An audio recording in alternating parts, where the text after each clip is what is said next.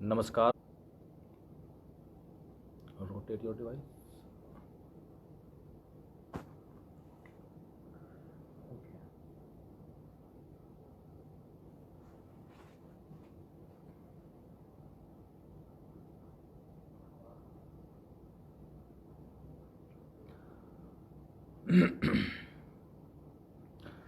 नमस्कार, मैं डॉक्टर नरेंद्र सिंह, पतंजलि विश्वविद्यालय हरिद्वार से। मैं आप सभी का स्वागत करता हूं प्रज्ञा योग अलायंस के फेसबुक पेज पर और साथ ही कपिल जी का धन्यवाद करना चाहूँगा कि जो इस लॉकडाउन के समय में योग के सरलतम रूप को आप तक पहुंचाने का कार्य कर रहे हैं। आज का मेरा जो विषय है योगिक solutions to lifestyle disorders. आज हम सभी इस आधुनिक परिवेश के कारण शारीरिक और मानसिक रोगों से ग्रसित होते जा रहे हैं। हालांकि इसका हमें अनुमान भी नहीं है कि हम रोगी हैं और हम केवल शरीर के शारीरिक पक्ष पर ध्यान देते हैं, न कि मानसिक पक्ष। जबकि जब हम योग की बात करते हैं और योग के साथ स्वास्थ्य को जोड़ते हैं तो वहाँ पर शरीर और मन दोनों ही स्तरों पर स्वस्थ होने की बात की गई है। लेकिन हम केवल अपने आप को बाहरी रूप से फिट रखना चाहते हैं, शारीरिक रूप से हमारा फिजिक कैसा हो, हमारा फिगर कैसा हो, इस ओर हमारा फोकस रहता है। लेकिन हमारे विचार कैसे हों उस ओर हम ध्यान नहीं देते। विशेषकर आज की युवा पीढ़ी अपने शारीरिक पक्ष को काफ़ी महत्व देती है, जबकि शरीर के साथ साथ मन भी काफ़ी महत्ता रखता है।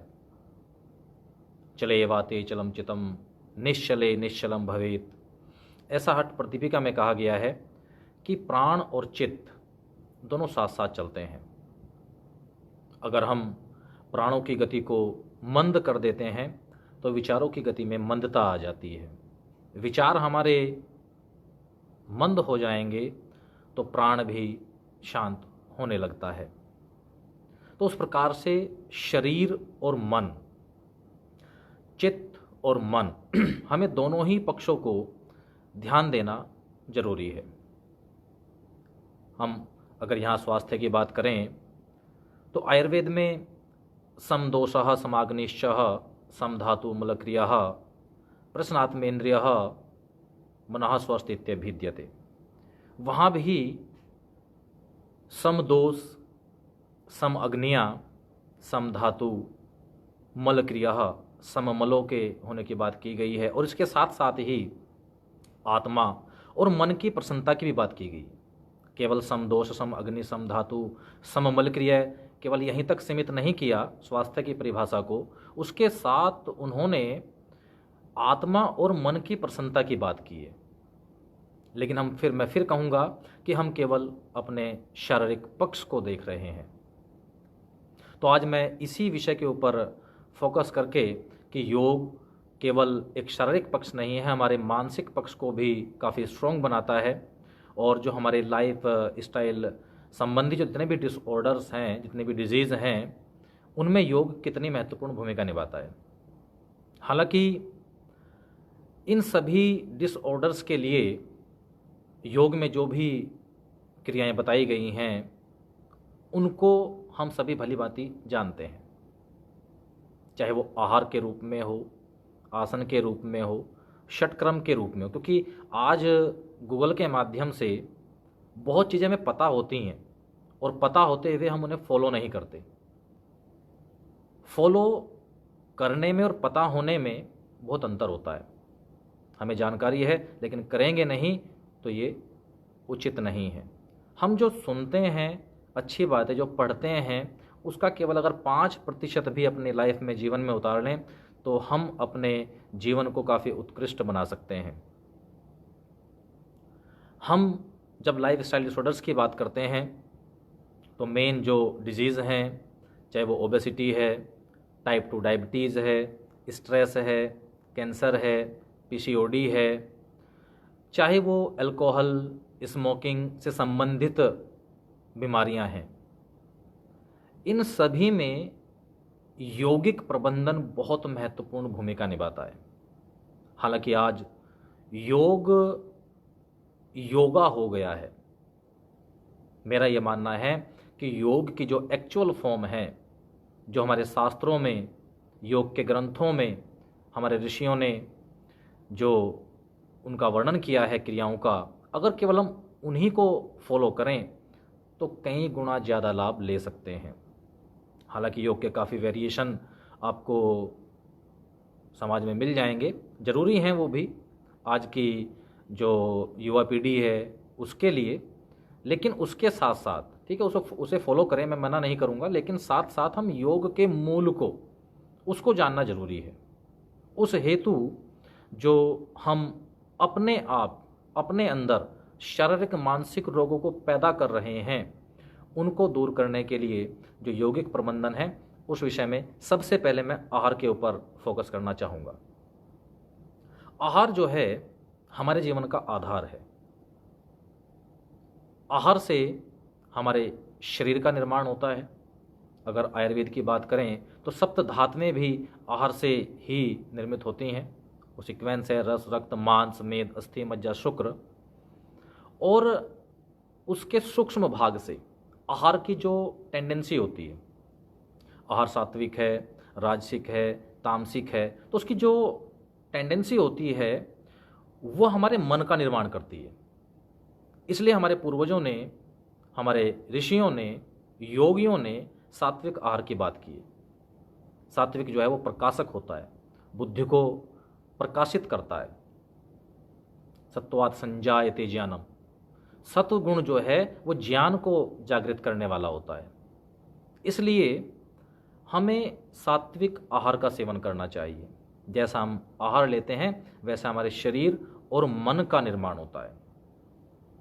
छांदोग्योपनिषद में कहा गया है, आहार शुद्धो सत्व शुद्धि, सत्व शुद्धो ध्रुवा स्मृति, स्मृति लब्धो सर्वग्रंथि नाम विप्र मोक्षः, कि अगर हमारा आहार शुद्ध है तो सत्व शुद्ध होगा, हमारे विचार शुद्ध होंगे, विचार शुद्ध होंगे तो हमारी जो वाणी है उसमें शुद्धता आ जाएगी, वाणी में पवित्रता आएगी तो हमारे कर्म पवित्र हो जाएंगे।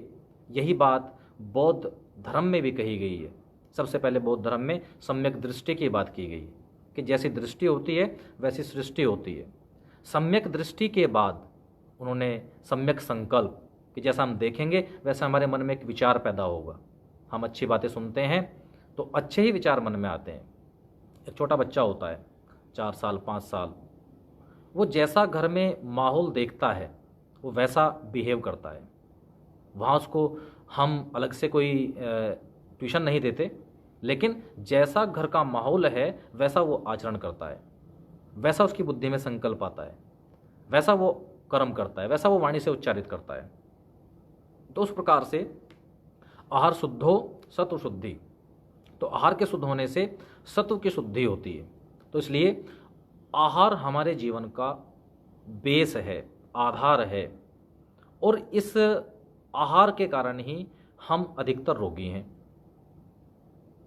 लॉकडाउन लगभग 2 महीने लॉकडाउन को हो चुके हैं, सभी घरों में अपने कार्यों में व्यस्त हैं, लेकिन क्या 2 महीनों में किसी ने, जो फास्ट फूड की हम बात करते हैं, पिज़्ज़ा, बर्गर, चाउमीन, या जो भी फास्ट फूड जितने भी खाने की सामग्रियां हैं, कोई बाहर से मंगाई? नहीं। लेकिन फिर भी हम जीवित हैं और बहुत अच्छे से अपना कार्य कर रहे हैं। ऐसा नहीं है कि हम फास्ट फूड के बिना नहीं रह पाएंगे, 2 महीने से जीवन व्यतीत कर रहे हैं, लेकिन फिर भी केवल स्वाद के लिए, केवल क्षणिक सुख के लिए हम उन जो खाद्य सामग्री हैं, जो अपथ्य आहार है, उनकी ओर केवल क्षणिक सुख के लिए हम आकर्षित होते हैं, जबकि हम उस क्षणिक सुख के लिए अपने शरीर को रोगी करते हैं पता होते हुए, जबकि हम उनको ना अपनाकर अपनी इम्यूनिटी बढ़ा सकते हैं। आज सभी जानते हैं कि कोविड-19 कोरोना से पूरी दुनिया ग्रसित है और बहुत बुरी तरीके से ग्रसित है।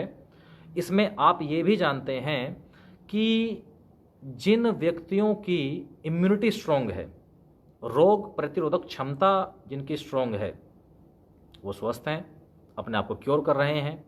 लेकिन जो लोग लाइफस्टाइल डिसऑर्डर संबंधी रोगों से ग्रसित हैं, डायबिटीज जैसे, हाइपरटेंशन जैसे जो रोगी हैं, या हार्ट स्ट्रोक जैसे संबंधी जो या हार्ट डिजीज़ जो हैं, उनका डेथ रेट ज़्यादा है। इसका मतलब हमें अपने आप को अगर स्वस्थ रखना है तो इम्यूनिटी को स्ट्रॉन्ग करना पड़ेगा। और इम्यूनिटी को स्ट्रॉन्ग करने के लिए हमें सबसे पहले अपने आहार के ऊपर ध्यान देना है। और मैंने आहार इसलिए लिया, हठ प्रदीपिका में भी अगर चतुरंग योग की बात करते हैं और सबसे पहले वहाँ आसन की बात की गई है, लेकिन आसन से पहले भी आहार की बात की गई है। और आहार के विषय में हठ प्रदीपिका में कहा गया है, सुस्निग्ध मधुर आहारस्य चतुर्थांश विवर्जितः भुज्यते शिव संप्रीत्यै मिताहार से उच्यते। कि जो हमारा आहार हो वो सुस्निग्ध हो, स्निग्ध मतलब वो चिकनाई युक्त हो, मधुर हो, चतुर्थांश विवर्जितः, जितनी आपको भूख लगती है उसका चौथा हिस्सा छोड़ दीजिए। मतलब अगर आपको 4 रोटी खानी है तो आप 3 खाइए। आपको लगता है कि आपका जो है वो क्षुधा, जो भूख शांत होगी 4 रोटियों से, तो आप 3 खाइए। और उसमें भी भुज्यते शिव संप्रीत्य ही, हठ प्रदीपिका शिव या वैष्णव को, शिव को मानने वाला ग्रंथ है, तो वहाँ शिव की बात की गई है। लेकिन इसका मतलब ये है कि आप जब भोजन ग्रहण करते हैं तो पहले अपने गुरु को, ईश्वर को अर्पित करके तब आप भोजन ग्रहण कीजिए। और ये तो हमारी परंपरा रही है, संस्कृति रही है कि जब माताएं घर में भोजन बनाती हैं तो सबसे पहले अग्नि को अर्पित करती हैं, फिर गाय के लिए निकाला जाता है और फिर बाकी लोग घर के भोजन ग्रहण करते हैं और माताएं सबसे बाद में ग्रहण करती हैं। कितनी अच्छी परंपरा थी, लेकिन हम आधुनिकता के चक्कर में हमने सारी परंपरा छोड़ दी। तो हमें मिताहारी होना है। मिताहारी होंगे तो मिताहार, और उस मिताहार में भी सात्विक आहार। मिताहार का मतलब ये नहीं है कि आप दिन में 1 पिज़्ज़ा खा लें, 1 बर्गर खा लें, थोड़ी चाउमीन खा लें कि हमने तो चतुर्थांश जो है भोजन किया है तो ये तो मिताहार में आ गया। नहीं, वो राजसिक भोजन में आता है, तामसिक भोजन में आता है। और तामसिक भोजन, राजसिक भोजन, ये हमें जो है राजसिक चंचलता लेके आता है। मनों में जो हमारा मन है, जो हमारे विचार हैं, उनको गति देता है, स्थिरता मन में आने ही नहीं देता। तामसिक है, तामसिक भोजन आलस्य पैदा करता है। तो इसलिए हमें केवल सात्विक भोजन और मिताहारी होना जरूरी है। इसी के साथ हठ प्रदीपिका में क्या हमें खाना चाहिए, क्या नहीं खाना चाहिए, उस पर विशेष ध्यान दिया गया है। वहाँ कहा गया है अपथ्य आहार, कि इस आहार का सेवन नहीं करना चाहिए। कौन से आहार का? कटु अम्ल तीक्ष्ण उष्ण हरित शाक शोवीर तैल तिल सरसप्य मध्य मत्स्यान आजादी मांस दधि तक्र कुलत कोल पिन्याक हिंगो लहसुन अद्यम अपथ्यम आहु। कटु, अम्ल, अम्लीय, स्पाइसी ना हो, तीक्ष्ण, तीखा, उष्ण, बहुत अधिक गर्म, हरित शाक, शोवीर, तेल यानी कि सरसों के पत्ते, या हम जैसे साग बनाते हैं, साग सब्जी घर में बनती है तो वहाँ हम साग में सरसों के पत्तों का इस्तेमाल करते हैं, वर्जित है, नहीं करना चाहिए। हालांकि जो हम पालक के साग का सेवन करते हैं वो भी वर्जित किया गया है। अब हठ प्रदीपिका 1365 ईस्वी का ग्रंथ माना जाता है लगभग, लेकिन उस समय भी हमारे ऋषियों ने आहार के महत्व को बताते हुए ये बताया था कि क्या खाना है, क्या नहीं खाना है। तो उसमें सरसों के पत्तों का सेवन नहीं करना है, तेल, अधिक तेलीय भोजन ना हो, तिल क्योंकि बहुत ज़्यादा गर्म होते हैं तो अधिक सेवन नहीं। ये जो चीज़ें बता रहा हूँ उनका अति किस चीज़ की नहीं करनी है। ऐसा नहीं कि बिल्कुल वर्जित कर देंगे, लेकिन अति नहीं करनी है, सीमित मात्रा में। अति होगी तो वो हमारे लिए हानिकारक होगा। हालांकि जो ये मैं आपको अपत्याहार बता रहा हूँ ये आहार योगियों के लिए है, लेकिन एक गृहस्थ भी अगर इसका सेवन करे तो अपने इम्यूनिटी को स्ट्रॉन्ग कर स्वस्थ रह सकता है। तैल तिल सरसप्पे मद्य मत्स्यान, मद्य अल्कोहल आदि का सेवन नहीं करना चाहिए, मांस का सेवन नहीं करना चाहिए, दधी दही तक्र छाछ कुलत कुल्थी कोल, जो कोल बोलते हैं एक प्रकार बीयर होता है, काफ़ी मतलब वो हैवी होता है, इनका हमें सेवन नहीं करना चाहिए। अब एक प्रश्न आ सकता है कि दही और छाछ का क्यों नहीं करना चाहिए?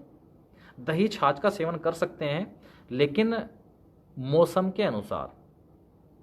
हालांकि यहाँ तो वर्जित है बिल्कुल, क्योंकि योगियों के लिए इसलिए वर्जित है, दही और छाछ कफवर्धक होते हैं और अग्नि को प्रदीप्त करते हैं, जठराग्नि।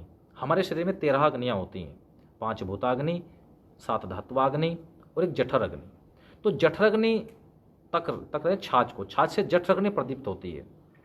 तो अगर एक योगी की जठराग्नि प्रदीप्त होगी, अधिक भोजन खाएगा तो आलस्य आएगा, जबकि उसको मिताहारी कहा गया है। तो उस रूप में यहाँ दही और तक्र की कहा गया है कि नहीं सेवन करना चाहिए।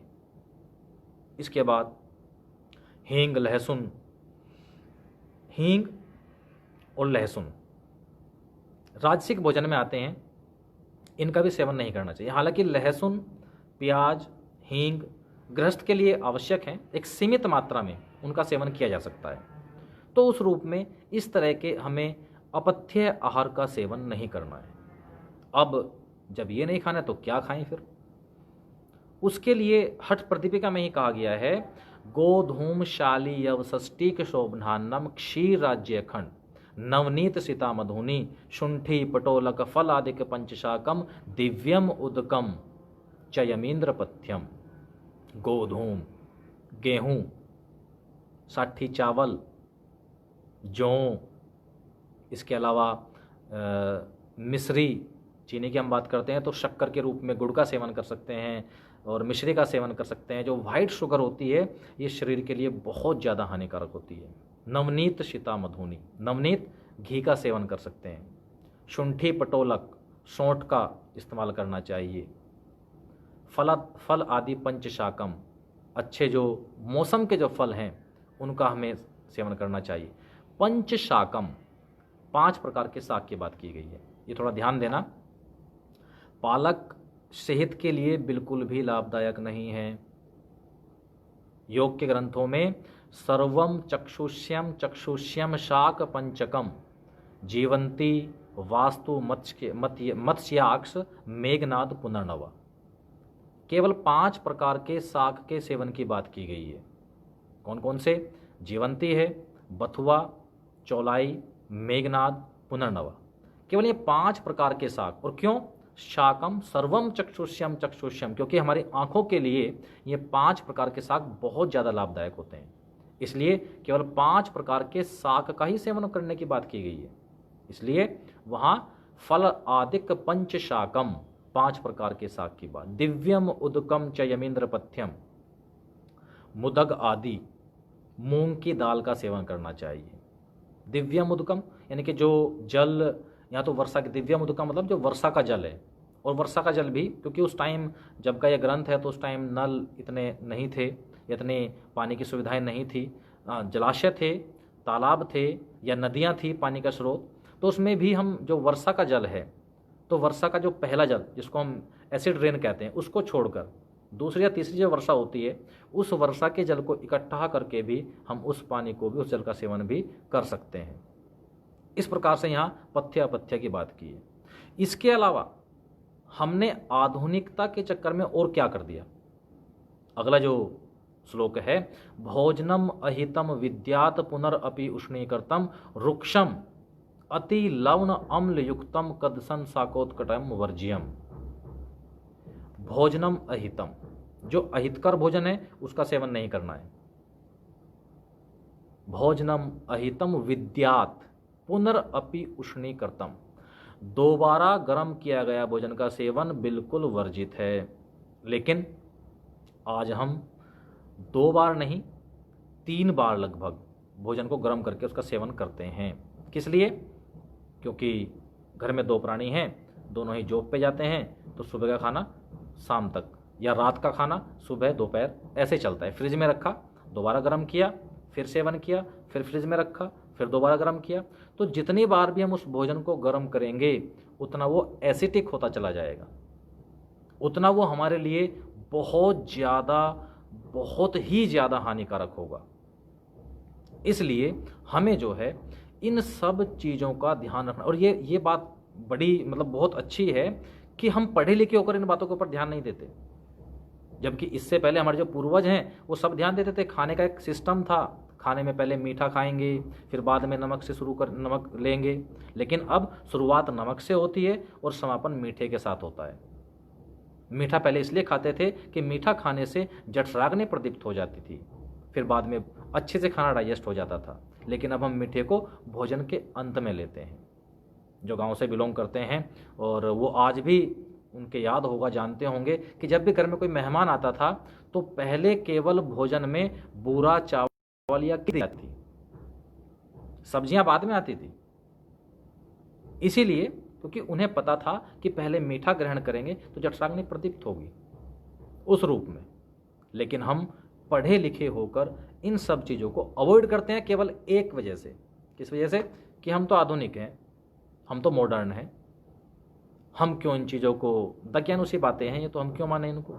लेकिन वो दकियानुसी बातें ही हमारे जीवन को, हमारी रोग प्रतिरोधक क्षमता को बहुत स्ट्रॉन्ग बनाती हैं, जो कि आज की डेट में बहुत ज़्यादा आवश्यक है उस रूप में।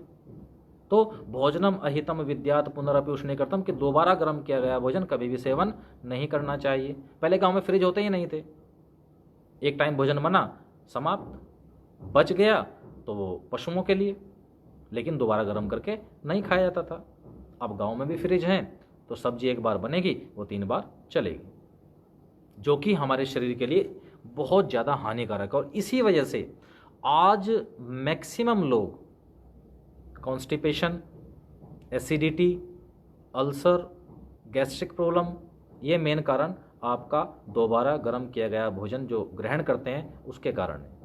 केवल इतना आप कर लेंगे कि भोजन को दोबारा गर्म करके ना खाएं तो अपने आप को काफ़ी हद तक आप फिट रखेंगे, स्वस्थ रखेंगे। फिर एक बहुत ही अच्छा श्लोक है, पथ्ये सति गदार्थस्य किम औषधम निषैव नहीं, पथ्ये असति गदार्थस्य किम औषधम निषैव नहीं। कि अगर हम पथ्य भोजन लेते हैं तो भी हमें औषधि की आवश्यकता नहीं है, क्योंकि हम सात्विक आहार ले रहे हैं, मिताहारी हैं, तो रोगी होंगे ही नहीं, क्योंकि रोग का जो रूट है, जड़ है, वो हमारा आमाशय होता है, वहीं से शुरू होती हैं सभी बीमारियां। तो अगर पथ्य आहार होगा तो भी औषधि की आवश्यकता नहीं है। पथ्य असति, अगर अपथ्य आहार है तो भी औषधि की आवश्यकता नहीं है, क्योंकि अपथ्य आहार आप करेंगे और औषधि लेंगे तो औषधि का आपके ऊपर प्रभाव होने वाला नहीं है। तो उस रूप में पथ्य आहार तो भी औषधि की आवश्यकता नहीं है, अपथ्य तो भी नहीं, क्योंकि आप रोगी होंगे ही होंगे। इसलिए हमें पथ्य आहार का अगर हम सेवन करते हैं तो पथ्य आहार के सेवन मात्र से ही हम अपने आप को स्वस्थ रख सकते हैं। और ये घृण संहिता में 5वें अध्याय में प्राणायाम प्रकरण से पहले आहार का वर्णन है, और हठ प्रतिपिका में पहले अध्याय में ही आहार के बारे में विस्तार से चर्चा की गई है।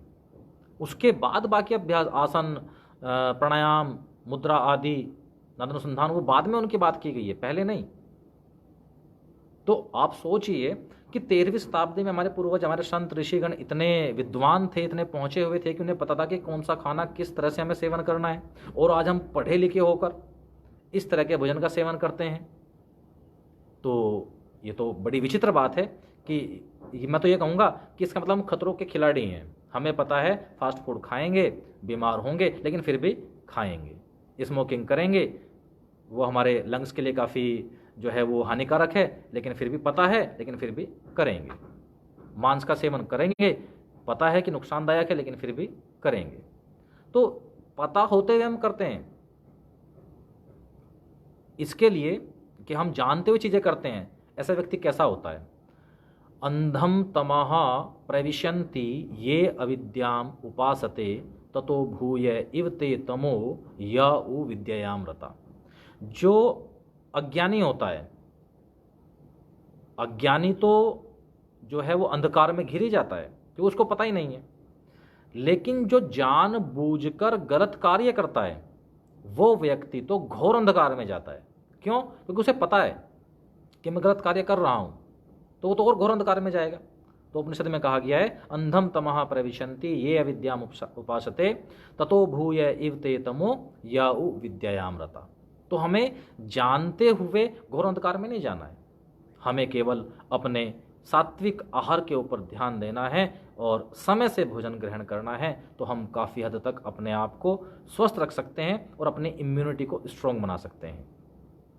अब इसके बाद बात करते हैं आसन की, क्योंकि खाली आहार ही पर्याप्त नहीं है, हालांकि मेन है, महत्वपूर्ण है, लेकिन साथ में अगर आसन हो जाएं, प्राणायाम का अभ्यास कर लें, मुद्राओं का अभ्यास कर लें, षटक्रम आदि का अभ्यास कर लें, तो हम डेफिनेट रोग हमारे पास भी नहीं आएंगे। आसनों के आहार के बाद आसन। आसन अगर हम महर्षि पतंजलि की बात करें, स्थिर सुखम आसनम ततो द्वंद्वान अभिघाता, कि आसनों के अभ्यास से द्वंद्वों का अभिघात होता है। द्वंद्व क्या है? सुख दुख, लाभ हानि, जय पराजय, यानी कि एक सम स्थिति आ जाती है, मन हमारा सम हो जाता है। सुख दुख में ज़्यादा, सुख में जो है हर्षित नहीं होगा और दुख में ज़्यादा विचलित नहीं होगा। ग्रहण संहिता की बात करें तो आसनेन भवेत् दृढ़म, आसनों से दृढ़ता की बात की गई है। हठ प्रतिपिका की बात करें, कुरिया तद आसनम स्थैर्यम आरोग्यम चांगलागुमम, स्थिरता आती है। स्थिरता किसमें? शरीर और मन में। आरोग्यता आती है और लघुता आती है। लघुता किसकी? एक तो शरीर की, फिजिक, फिगर, मोटापा। आसनों के अभ्यास से हम जो एक्स्ट्रा फैट है उसको हम कम कर सकते हैं। स्पष्ट कहा गया है, च अंग लाघु, हम अंगों में लघुता आती है। और केवल शरीर ही हमारा हल्का नहीं होगा, शरीर में ही लघुता नहीं आएगी, हमारा मन भी हल्का होगा। हल्का किस रूप में? कि मन में स्थिरता आ जाएगी, उस रूप में हल्का, अनावश्यक विचार नहीं आएंगे, उस रूप में मन हल्का होगा, उस रूप में मन में लघुता आएगी। तो इस प्रकार से आसनों के अभ्यास से हम काफ़ी लाभ ले सकते हैं। और मैं केवल 2-3 आसनों का आपको यहाँ जिक्र करूँगा जिनसे हम काफ़ी हद तक अपने आप को स्वस्थ रख सकते हैं और ओबेसिटी, मोटापे को कम कर सकते हैं, और बाकी जो हमारे दैनिक जीवनचर्या संबंधित जो रोग हैं उनको हम दूर कर सकते हैं। हठ प्रतिपिका में मत्स्येंद्र आसन, पश्चिमोत्तानासन, मयूरासन, इन 3 आसनों के लाभ बहुत ज़्यादा और काफ़ी इफ़ेक्टिव इनके बारे में बताया गया है। अगर हम मत्स्येंद्र नाथ की बात करें तो मत्स्येंद्र नाथ जो है वो मत्स्येंद्र पीठम जठर प्रदीप्तम प्रचंड रुग्म मंडल खंडन अस्तरम अभ्यास्ता कुंडली प्रबोधम चंद्र स्थित्वम च ददाति पुंशाम, कि मत्स्येंद्र आसन के अभ्यास से हमारा जो जठराग्नि है वो प्रदीप्त होती है। और अगर अध्यात्म की बात करें तो वहाँ उन्होंने कुंडलिनी प्रबोधन की बात की है। लेकिन उससे पहले हम यहाँ शारीरिक पक्ष को लेकर चल रहे हैं, मानसिक पक्ष को लेकर चल रहे हैं। तो उस रूप में जठराग्नि प्रदीप्त होती है। जठराग्नि प्रदीप्त होगी तो आपके जो पेट के आसपास का फैट है वो आपका कम होगा। हालांकि जठराग्नि प्रदीप्त होने का तात्पर्य यहाँ उस रूप में आप ले सकते हैं कि अगर आप भोजन करते हैं तो इंडाइजेशन, जो अपच की समस्या है, एसिडिटी की समस्या है, अगर आपकी जठराग्नि प्रदीप्त है तो इंडाइजेशन, एसिडिटी जैसे रोग आपको नहीं होंगे, कॉन्स्टिपेशन नहीं होगा। उस रूप में मत्स्येंद्र आसन के अभ्यास से जठराग्नि के प्रदीप्त होने की बात की गई है। पश्चिमोत्तानासन, उदरे कार्शयम अरोगता च पुंसाम, उदरे कार्शयम, उदर की जो है, उदर में जो एक्स्ट्रा फैट है उदर के आसपास का, कमर के आसपास का, वो पश्चिमोत्तानासन के अभ्यास से कम होता है, उदरे कार्शयम। और पश्चिमोत्तानासन के अभ्यास से भी जठराग्नि प्रदीप्त होती है। जठराग्नि प्रदीप्त होगी और उदर जो है आपका जो एक्स्ट्रा फैट है वो कम होगा। मयूरासन की बात करें, मयूरासन के विषय में थोड़ी अतिशयोक्ति है। वहाँ कहा गया है कि जो मयूरासन का अभ्यास करता है उसकी जठराग्नि इतनी प्रदीप्त हो जाती है कि वो अगर विष भी सेवन कर ले तो विष का भी प्रभाव शरीर के ऊपर नहीं होगा।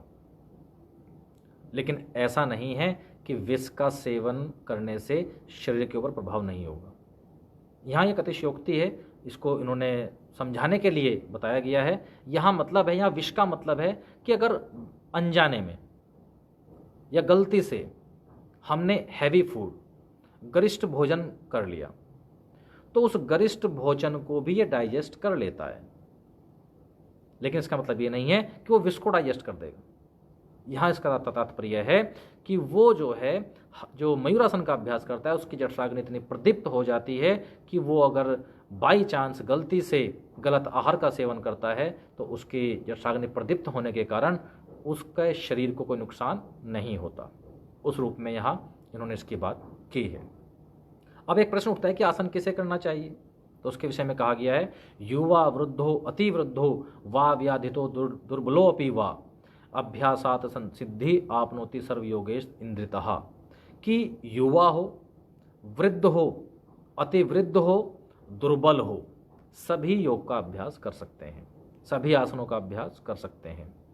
हाँ, बस उनकी एज के हिसाब से पैकेज क्या देना है, किस एज में कौन से आसन कराने हैं, किस बीमारी में कौन सा आसन कराएंगे, ये थोड़ी जानकारी हमें होनी चाहिए।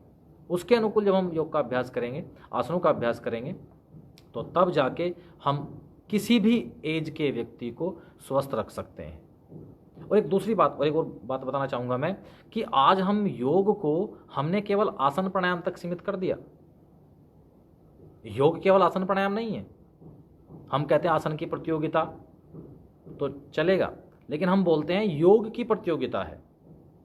योग की प्रतियोगिता हो ही नहीं सकती। आसन की कर सकते हैं आप, षटक्रम की कर सकते हैं, और षटक्रम में भी सभी षटक्रम की नहीं की जा सकती। योग केवल आसन प्राणायाम षटक्रम नहीं है। आप अगर योग दर्शन देखेंगे तो वहाँ पहले यम नियम की बात की गई है, यम नियम आसन प्राणायाम प्रत्याहार धारणा ध्यान समाधि। तो पहले हमें अपने जो मानसिक पक्ष है उसके ऊपर ध्यान देना है। हालांकि शरीर और मन दोनों अनुन्याश्रित हैं, शरीर विकृत होगा तो मन विकृत होगा, और मन विकृत होगा तो शरीर भी विकृत होगा। लेकिन हमें महर्षि पतंजलि ने पहले कहा है कि यम नियम के माध्यम से आप पहले प्रिंसिपल्स को जानो, योग के सिद्धांतों को जानो। योग के सिद्धांतों को हम जानेंगे नहीं और आगे हम आसन का अभ्यास करें तो उसका लाभ उतना ज़्यादा होने वाला नहीं है। तो इसलिए योग के सिद्धांतों के साथ योग को अपनाएं तो हम योग का बहुत अधिक फायदा ले सकते हैं। उस रूप में यहाँ बात की गई है। तो इसलिए योग केवल आसन प्राणायाम नहीं है, योग के माध्यम से हम शरीर और मन दोनों की चिकित्सा करते हैं। जैसे हम प्राणायाम की बात करें तो प्राणायाम च लघ्वम, प्राणायाम से लघुता आती है। और योग दर्शन में महर्षि पतंजलि ने कहा है, ततक्ष्यते प्रकाशावर्णम धारणासु च योग्यता मनसः, कि प्राणायाम के अभ्यास से धारण करने की योग्यता आती है। प्राणायाम के अभ्यास से जो बुद्धि के ऊपर अज्ञानता का जो एक आवरण है, बुद्धि के ऊपर जो एक अंधकार का जो आवरण है, ततक्ष्यते, क्षीण हो जाता है, नष्ट हो जाता है, बुद्धि प्रकाशित हो जाती है। और बुद्धि प्रकाशित होगी तो क्या होगा, हमें क्या करना है क्या नहीं करना है, बुद्धि के प्रकाशित होने से ये पता लगेगा। जैसे हम वस्तुओं में सुख को ढूंढते हैं, मोबाइल में सुख ढूंढ लिया, गाड़ी में सुख ढूंढ लिया, मकान में सुख ढूंढ लिया, खाने की सामग्री में सुख ढूंढ लिया, लेकिन क्या वास्तव में सुख है? बिल्कुल भी नहीं, कुछ देर के लिए है। हमें जो भी व्यंजन सबसे अच्छा लगता है, किसी को भी जो भी बेस्ट है कि मुझे ये बहुत अच्छा लगता है, और उसे वो खाना दिया जाए, चाहे वो मिठाई हो, नमकीन हो, कुछ भी हो, जो उसको बेस्ट है उसे वो खाने के लिए दिया जाए, तो हो सकता है उसको थोड़ा दें तो बहुत अच्छा लगेगा, बहुत खुशी होगी। थोड़ा सा और दें उसको आप, और अच्छा लगेगा। लेकिन वही अगर हम गुलाब जामुन की या रसगुल्ले की या बर्फ़ी की बात करें, किसी को मिठाई बहुत अच्छी लगती है, उसको आपने एक पीस दिया तो बहुत अच्छा लगेगा, 2 और अच्छा लगेगा, 3 आधा किलो, 1 किलो, 2 किलो पॉसिबल ही नहीं है। यानी कि जो चीज़, जो मिठाई अभी केवल कुछ मिनट पहले हमें सुख दे रही थी, और सुख कौन सा? केवल ऐन्द्रिक सुख, हमारी रसना का सुख था, उसने केवल 10 मिनट के बाद ही दुख देना शुरू कर दिया। तो इसका मतलब उसमें तो सुख नहीं है। सुख होता तो आप उसको 1 किलो खाओ, 2 किलो खाओ, 10 किलो खाओ, तो दुख होता ही ना। तो इसका मतलब वो क्षणिक सुख है। जब तक वो वस्तु है, उस वस्तु की अल्पता है, तब तक सुख है। जब वो वस्तु आपके पास आएगी और अति होगी तो वही वस्तु दुख पैदा कर देती है। और योग यही यहाँ जो है वो जो यहाँ बुद्धि के ऊपर अंधकार की बात की गई है, इस अंधकार को दूर करता है कि ये सुख नहीं है, ये तो दुख है। इसके मूल में दुख है। मीठा अधिक खाएंगे तो भविष्य में जाकर डायबिटीज होगी। स्पाइसी भोजन करेंगे, मिर्च अधिक खाएंगे, तला भुना हुआ भोजन लेंगे तो डेफिनेट है कि भविष्य में जाके अल्सर होना ही होना है, एसिडिटी होगी ही होगी, परिणाम है उसका, वो भविष्य में दुख है। तो योग के अभ्यास से इस प्रकार से हम अपने मन को प्राणायाम के अभ्यास से ततक्षते प्रकाशावरणम धारणासु च योग्यता मनसा की धारण करने की योग्यता और बुद्धि प्रकाशित होती है, उस प्रकार से वहाँ उसकी बात की गई है। प्रकाशित होगी तो हम केवल उस विषय का चयन करेंगे जो हमारे लिए आवश्यक है। एक गृहस्थ भी योगी हो सकता है अगर वो अपनी इंद्रियों का केवल उद्देश्यार्थ, प्रयोजनार्थ केवल उसका प्रयोग करे, आनंद के लिए नहीं, सुख के लिए नहीं, ऐन्द्रिक सुख के लिए नहीं, वो केवल उद्देश्यार्थ, भूख शांत करनी है तो भोजन सात्विक भोजन मिल जाए। वहाँ ये इच्छा ना हो कि मुझे आज पिज्जा ही खाना है, पिज्जे से भूख शांत करनी है या फास्ट फूड से भूख को शांत करना है, वैसा नहीं। तो इस प्रकार से हम शरीर और मन दोनों को योग के माध्यम से स्वस्थ करते हैं। इसके बाद प्राणायाम के विषय में ही, क्योंकि प्राणायाम प्राण जो है वो बहुत महत्वपूर्ण है। यावत स्थितो देहे तावत जीवनो उच्यते, इसमें हठ प्रथम कहा गया है कि जब तक यावत वायु स्थितो देहे तावत जीवनम उच्यते, जब तक शरीर में वायु है तब तक जीवन है। वायु के निकलते ही निष्क्रांति ततो, ये शरीर जो है निष्क्रिय हो जाता है। तो प्राण की बहुत महत्ता है और प्राण के कारण ही हमारे अंग जो हैं वो कार्य करते हैं। तो इसलिए प्राणायाम का अभ्यास भी हमारे मन को, शरीर को स्ट्रॉन्ग करने के लिए बहुत आवश्यक है। और विशेषकर मानसिक जो पक्ष है उसको स्ट्रॉन्ग बनाने के लिए मन काफ़ी महत्वपूर्ण, प्राणायाम काफ़ी महत्वपूर्ण एक क्रिया है, उसका अभ्यास किया जा सकता है। इसके बाद हम षटकर्मों की बात करें तो षटकर्मों में घृण संहिता में षटकर्मणा शोधनम, शुद्धि की बात की गई है षटकर्मों से। हठ प्रदीपिका की बात करें तो वहां कहा गया है मेधः श्लेष्मादिकः पूर्वम षटकर्माणि समाचरेत अन्यस्तु न आचरेतानि दोषानाम संभवतः, कि जिनका फैट बढ़ा हुआ है, मोटापा बढ़ा हुआ है, केवल षटकर्म उनके लिए उचित है, ऐसा हठ प्रदीपिका में स्वामी स्वात्माराम ने कहा है। अन्यस्तु न आचरेतानि दोषानाम संभवतः, जिनके वात पित्त कफ दोष सम हैं उन्हें षटकर्म करने की आवश्यकता ही नहीं है। इसीलिए स्वामी स्वात्माराम ने षटकर्मों को चतुरंग योग में नहीं रखा, उनसे बाहर है।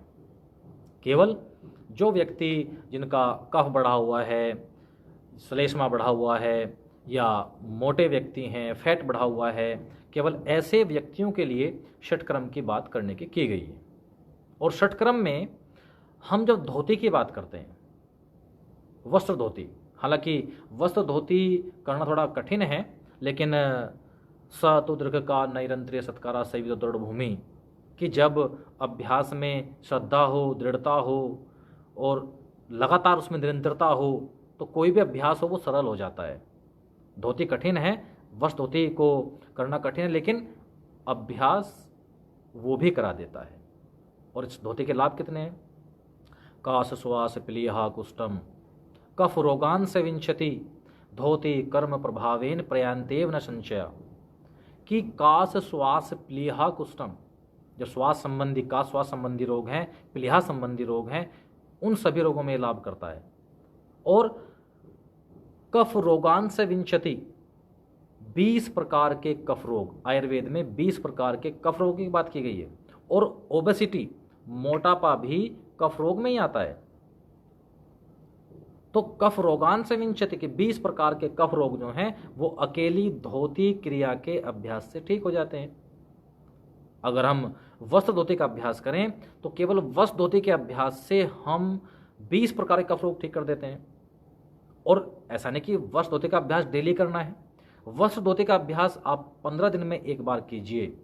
शुरुआत में आप सीखने के लिए डेली अभ्यास करना पड़ सकता है, फिर वीकली आप कर सकते हैं, और उसके बाद 15 दिन में केवल एक बार अभ्यास कीजिए, हफ्ते में महीने में केवल 2 बार, तो कफ रोग होंगे ही नहीं। थोड़ा कठिन है क्रिया, लेकिन अगर वास्तव में कर लें तो श्वास रोग और कफ रोग बिल्कुल भी नहीं होंगे।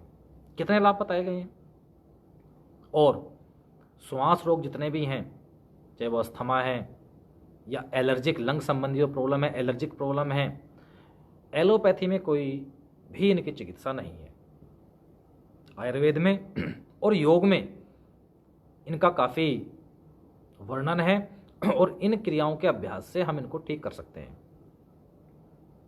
तो षटक्रम भी हमारे जो शारीरिक पक्ष है उस पक्ष को काफ़ी स्ट्रॉन्ग बनाता है। बस्ती क्रिया की बात की गई है, बस्ती करना पॉसिबल नहीं है आज की विशेषकर जो परिस्थितियां हैं या आजकल का जो माहौल है, उतना सेटअप नहीं मिल पाएगा। लेकिन बस्ती क्रिया भी वात पित्त कफ त्रिदोषों का शमन करती है, वात पित्त कफ दोष को सम करती है, क्योंकि वात पित्त कफ ये त्रिदोष ही शरीर में रोग पैदा करते हैं। किसी की पित्त प्रकृति होती है, किसी की कफ प्रकृति होती है, किसी की वात प्रकृति होती है। उनका सम होना ही स्वास्थ्य है। WHO ने जो कहा है, शारीरिक, मानसिक, आध्यात्मिक, सामाजिक, तो योग हर जगह फिट बैठता है। वो शारीरिक भी, मानसिक भी, सामाजिक भी, आध्यात्मिक भी, हर तरह से योग के माध्यम से हम स्वस्थ रह सकते हैं। तो षटक्रम, शारीरिक पक्ष, धोती और बस्ती, नौली शारीरिक पक्ष को ठीक करती है। हम त्राटक की बात करें, त्राटक के अभ्यास से आँखों की जो हमारी रोशनी होती है वो बढ़ती है। हालांकि थोड़ा करने का तरीका किसी योग्य शिक्षक के अंतर्गत ही हमें त्राटक का अभ्यास करना चाहिए। विशेषकर जब हम दिए की लो के ऊपर करते हैं, कैंडल के ऊपर त्राटक ना करें, देसी घी का दिया हो उसके ऊपर करें, तो काफ़ी हद तक रोशनी को बढ़ाया जा सकता है। और जिनकी थोड़ी नज़र कम है, चश्मा लगा हुआ है, तो वो स्पेक्स के साथ, चश्मे के साथ ही अभ्यास करें। और इसी के साथ साथ त्राटक जो है, एक रिसर्च पेपर मेरा इस त्राटक के ऊपर है, उसमें हमने रिसर्च की थी कि इस त्राटक के नियमित अभ्यास से जो हमारी मेमोरी, जो बौद्धिक क्षमता होती है, वो बढ़ती है। तो विद्यार्थियों के लिए बहुत ज़्यादा उपयोगी त्राटक होता है। बौद्धिक क्षमता को विकसित करने के लिए मेमोरी बढ़ती है, क्योंकि आज के डेट में हमने अपनी मेमोरी को काफ़ी क्षीण कर दिया है। किसी का मोबाइल नंबर याद नहीं है, क्योंकि सब मोबाइल में फीड हैं। स्पेलिंग्स याद नहीं हैं, क्योंकि आप जब टाइप करेंगे तो वहाँ 2 शब्द लिखेंगे तो पूरी स्पेलिंग लिखी हुई जाती है, क्लिक करेंगे तो ऊपर वो आ जाएगी अपने आप। स्पेलिंग्स हम भूल गए, मेमोरी नष्ट होती जा रही है, ज़्यादा पुरानी चीज़ें याद नहीं रहती। तो इसलिए उसके लिए त्राटक बहुत आवश्यक है। त्राटक से जो है हम अपने आप को मानसिक रूप से, बौद्धिक रूप से काफ़ी स्ट्रॉन्ग बना सकते हैं। और घृण संहिता में जो कपालभाति की बात की गई है, वहाँ वातक्रम, व्युत्क्रम और शीतक्रम कपालभाति की बात है। वहाँ जो उन्होंने वातक्रम, शीतक्रम, व्युत्क्रम, इनमें शीतक्रम जो व्युत्क्रम कपालभाति है, ये भी मानसिक रोगों में, स्ट्रेस आदि में, या इसके अलावा अगर हम कहें तो बौद्धिक क्षमता में, मेमोरी को बढ़ाने में काफ़ी लाभ इन शीतक्रम, व्युत्क्रम, धोती का लिया जा सकता है, इन क्रियाओं का लिया जा सकता है। नेति क्रिया, जथ्रु ऊर्ध्व रोग ओगनाशम, कंधे से ऊपर जितने भी रोग हैं, वो चाहे गले का रोग हो, कानों का रोग हो, आँखों का रोग हो, कोई भी रोग हो, कंधों से ऊपर, उन सभी रोगों में नेति क्रिया लाभ करती है। और ये सारे लाभ सारे के सारे हमारे योग के ग्रंथों में लिखे हुए हैं, और इन पर लोगों ने रिसर्च की है, पाया है कि हाँ ये ऐसा होता है। हम तो रिसर्च कर रहे हैं, सर्च कुछ नहीं किया हमने, हम रिसर्च कर रहे हैं। जो कि पहले से है उसे प्रूफ करना है बस कि हाँ ये ऐसा है। क्योंकि आजकल हम आधुनिक हैं, तो आधुनिक होने के नाते हम जो हैं ये सोचते हैं कि बिना प्रूफ के कुछ नहीं करेंगे हम, और शास्त्रों को प्रूफ तो नहीं मानेंगे हम, क्योंकि भाई साइंटिफिक रीजन तो कुछ है नहीं। तो साइंटिफिक रिसर्च भी हो चुकी है इनके ऊपर, तो अब धीरे धीरे लोग मान रहे हैं। हमारी एक समस्या ये है कि हम जो है जब पाश्चात्य जो संस्कृति है, या हम कहें कि जो फॉरेनर्स हैं, वो चीज़ों को अपनाते, तो हम सोचते हैं कि अब हमें अपनाना चाहिए। योग हमारी धरोहर है, लेकिन उनके बाद हम सोचते हैं वो उसका लाभ ले रहे हैं, योग के ऊपर पेटेंट करा रहे हैं वो, लेकिन हम ऐसा नहीं कर पा रहे क्योंकि हम उनके जैसा बनना चाहते हैं और वो हमारे जैसा। ये बड़ी विडंबना है कि हम उनकी संस्कृति को अपनाना चाहते हैं और वो भारतीय संस्कृति को अपनाना चाह रहे हैं। भारतीय संस्कृति जैसी कोई संस्कृति नहीं है। संस्कारेण गुणाधानेन वा, संस्कारों से, संस्कृति से संस्कार पैदा होते हैं और संस्कारों से गुणों का आधान होता है, लेकिन उसकी महत्ता को नहीं समझ रहे हैं। हम केवल आधुनिक जीवन जीना चाहते हैं, गांव में रहना नहीं चाहते, एकल फैमिली के साथ रहना चाहते हैं।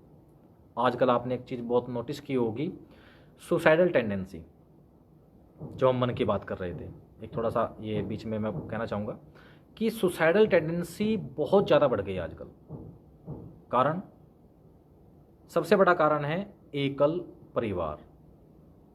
पहले वसुधैव कुटुंबकम की भावना थी, सब एक साथ रहते थे, लोगों में स्ट्रेस था ही नहीं। झगड़ा हुआ तो बड़ों ने समझा दिया, अब झगड़ा हुआ समझाने के लिए कोई है ही नहीं।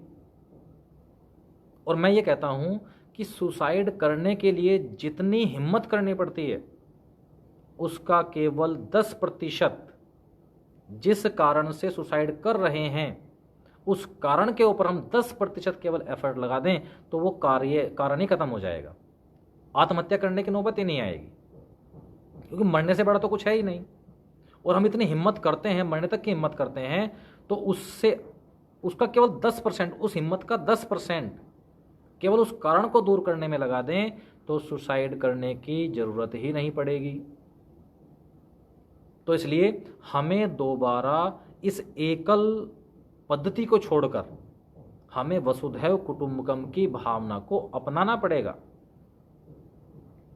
इसलिए मन को स्ट्रोंग करना बहुत जरूरी है। जब हम आपने देखा होगा कि जब हम परिवार के साथ रहते हैं तो वहाँ व्यक्ति में एक स्थिरता आ जाती है, द्वंद्वों को सहने की क्षमता आती है, उसका धैर्य बढ़ता है, पेशेंस लेवल बढ़ता है। एकल परिवार में ये कभी नहीं हो सकता, पेशेंस असंभव है। और जो संस्कारेण गुणाधानेन वा कहा गया है कि संस्कारों से गुणों का आधान होता है, तो संस्कार हमारे बड़ों से आएंगे। वो ऐसे नहीं कि आपने यूट्यूब पे डाला संस्कार ले लिए। हमारे बड़े बुजुर्ग हमारे साथ रहेंगे तो वहाँ से वो संस्कार हमारे में ट्रांसफ़र होंगे, हमसे आगे जो संतान है, जो अगली पीढ़ी है, उसमें ट्रांसफ़र होंगे। लेकिन वो संस्कार तो वानप्रस्थ आश्रम में है, दादा तो बड़े बुजुर्ग तो वानप्रस्थ आश्रम में है, संस्कार तो वहाँ बंद कर दिए हमने। तो हमारे अंदर संस्कार कहाँ से आएंगे? असंभव है, नहीं आएंगे। हमें उनको साथ रखना सीखना पड़ेगा। और अगर हम अपनी पुरानी संस्कृति को अपना लें तो डेफिनेट मानसिक रोग 80% समाप्त हो जाएंगे। 80% बहुत ज़्यादा लग रहा है, लेकिन अगर हम केवल 90 के दशक की ज़िंदगी दोबारा अपना लें, उसी जीवन शैली को, उसी आहार को, उसी जीवन पद्धति को, सुबह 4 बजे उठना, फिर टहलना, घूमना फिरना, अभ्यास करना, रात्रि में 9 बजे तक 8 बजे तक सो जाना, अगर वही चीज़ें हम दोबारा अपना लें तो डेफिनेट हमसे खुश व्यक्ति या हमसे सुखी व्यक्ति पूरी दुनिया में कोई नहीं होगा। केवल आवश्यकता है उस जीवनचर्या को अपनाने की। श्रीमद् भगवद गीता में कहा गया है, युक्त आहार विहारस्य युक्त चेष्टस्य कर्म सुयुक्त स्वप्नावबोधस्य योगो भवति दुखा। हमारा हर चीज़ युक्त होनी चाहिए, युक्त आहार विहार, हमारा आहार भी और घूमना फिरना भी, विहार भी उचित होना चाहिए। युक्त कर्मसु, हमारे कर्म भी युक्त हों, चेष्टाएं, हमारी चेष्टाएं भी अच्छी होनी चाहिए, युक्त होनी चाहिए। युक्त स्वप्नावबोधस्य, जो स्वप्न आते हैं वो भी हमारे युक्त होने चाहिए, अच्छे होने चाहिए। योगो भवति दुःखः, तो दुख जीवन में आ ही नहीं सकता। केवल हमें अपने जो पुरातन संस्कृति है, भारतीय संस्कृति है, उसे अपनाने की आवश्यकता है। अगर हम उसे अपना लें तो हमारी इम्यूनिटी अपने आप बूस्टअप कर जाएगी और मन में बहुत ज़्यादा स्थिरता आ जाएगी, मन स्ट्रांग हो जाएगा और मन के साथ साथ शरीर में भी स्थिरता आ जाएगी, शरीर भी स्ट्रांग हो जाएगा। जो स्वात्माराम ने कहा है, कुरियत दासनम स्थैर्यम आरोग्यम चांग लाघुम, कि आसनों के अभ्यास से आरोग्यता आती है, लघुता आती है, तो ये सब चीज़ें हैं, स्थिरता आती है, तो ये सब चीज़ें हमें प्राप्त हो जाएंगी। केवल आहार, आसन, प्राणायाम, मुद्राएं, षटकर्म, और इन सब क्रियाओं को करने में अगर आहार की बात करें वो तो हमारा डेली रूटीन में आ जाएगा, और योग को, आसन को, प्राणायाम को, जो योग में हम आसन प्राणायाम की बात करते हैं, षटकर्म की बात करते हैं, केवल 20 से 25 मिनट या मैक्सिमम 40 मिनट आप निकाल लीजिए। और 40 मिनट निकालना जीवन के बहुत बड़ी बात नहीं है। हालांकि हमारे पास हमेशा ये रहता है एक्सक्यूज कि समय नहीं है, टाइम नहीं है। बीमार पड़ते हैं तो हॉस्पिटल में 10 दिन पड़े रहते हैं, वहाँ टाइम बहुत है हमारे पास। लेकिन केवल 30 मिनट, केवल 40 मिनट हमारे पास नहीं है, जो कि जिस स्वास्थ्य को आप लाखों रुपया देकर भी नहीं खरीद सकते, उसे आप योग के माध्यम से निःशुल्क ले सकते हैं। लेकिन उसकी महत्ता नहीं है। और योग के साथ विश्वास बहुत जरूरी है। जब तक श्रद्धा नहीं होगी आसनों के प्रति, प्राणायाम के प्रति, षटकर्म के प्रति, तब तक वो इतना लाभ नहीं कर पाएगा। प्लेसिबो नोसिबो एक इफेक्ट है। उसमें क्या है कि आप एक रोगी को केवल एक टैबलेट दो जो फीवर की नहीं है। किसी रोगी को फीवर हो रखा है, उसे आप एक टैबलेट दो जो कि फीवर की नहीं है, पैरासीटामोल नहीं है, लेकिन 500 रुपये फीस ले लिया आपने, अच्छा डॉक्टर है, 500 रुपये फीस ली, और उसे कहा कि भाई ये दवा जो है तुम्हारे लिए बहुत अच्छी है, ये जो है अमेरिका से हमने मंगाई है, स्पेशल बुखार को 2 मिनट में ख़त्म कर देगी, जबकि बुखार की टैबलेट है ही नहीं। लेकिन उस व्यक्ति का विश्वास है, 500 रुपये फीस दी है उसने, वो ठीक हो जाएगा। वहीं एक कोई छोटा डॉक्टर बिना फीस के आपको बोले कि भैया आप ये एक टैबलेट है पैरासीटामोल और 2 रुपये आपसे ले ले, और विश्वास आपका है नहीं, तो वो टैबलेट उस रोग की होते हुए भी ठीक नहीं कर सकती। इसलिए जो हम अपनाते हैं उसमें विश्वास होना जरूरी है। इसलिए महर्षि पतंजलि ने कहा है, स तु दीर्घ काल नैरंतर्य सत्कारा से युक्त दृढ़ भूमि। सत्कार की बात की है, श्रद्धा की बात की है, कि श्रद्धा होगी तो कर्म अपने आप अच्छा हो जाता है, कर्म में अपने आप निपुणता आ जाती है, गुणता आ जाती है। तो इस प्रकार से जो है हम योग के माध्यम से, मैं योग बोल रहा हूं, मैंने आसन नहीं कहा, हम योग के माध्यम से, जिसमें दैनिक दिनचर्या में आहार भी है, योग के ग्रंथों में आहार का सबसे पहले वर्णन मिलेगा आपको। तो योग के माध्यम से हम अपने शारीरिक मानसिक पक्ष को काफ़ी स्ट्रॉन्ग बना सकते हैं, और अपनी जो रोग प्रतिरोधक क्षमता है, इम्यूनिटी है, उसे हम बढ़ा सकते हैं। और आज के इस जो फिलहाल जो कोरोना काल चल रहा है, इस वायरस से हम अपने आप को बचा सकते हैं। केवल 30 मिनट या 40 मिनट आप डेली योग का अभ्यास करें। योग में आपके यम नियम भी आते हैं, उनका मन से पालन करने का प्रयास कीजिए। आसन कीजिए, प्राणायाम कीजिए, षटकर्म कीजिए, और साथ साथ आहार का विशेष ध्यान रखें। और मैं कामना करूंगा कि इस कोरोना काल में आप सभी स्वस्थ रहें, मस्त रहें, अपना ध्यान रखें। ओम शांति।